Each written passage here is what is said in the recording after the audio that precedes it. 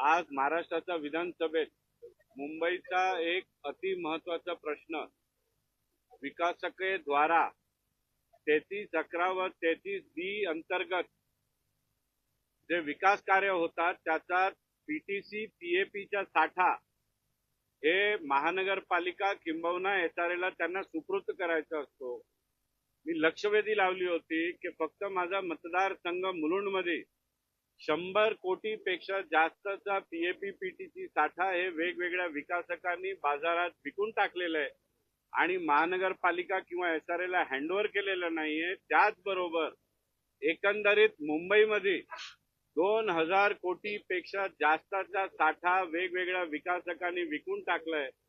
आज आमचे मंत्री महोदयांनी उत्तर देताना मान्य केलं की हे जी बाब आहे ती खरी आहे आणि 1 महिन्याचा आत विजिलन्सची ऑडिट प्रत्येक 3311 3320 अंतर्गत मुंबईची घेण्यात येणार आणि त्या ऑडिटच्या रिपोर्टच्या आधारावर महानगरपालिका एसआरए विकासक व आर्किटेक्ट यांचा वरती गुन्हाही दाखल होणार असं आश्वासन दिलेलं आहे।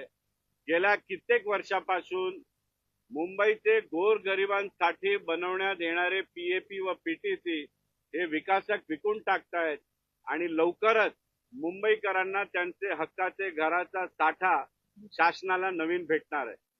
कुठे झालंय हे एकंदरीत पूर्ण मुंबईमध्ये हे प्रकार घडतोय। मी माझा मतदारसंघ मुलुंडमध्ये हे निदर्शनास आणलं आणि आज मंत्री महोदयांनी हे कबूल सुद्धा केलं की 7 प्रकल्प असे आहेत मुलुंडमध्ये जिकडे विकासकांनी पीटीसी पीएपीचा जो साठा आहे तो परस्पर विकून टाकलेला आहे।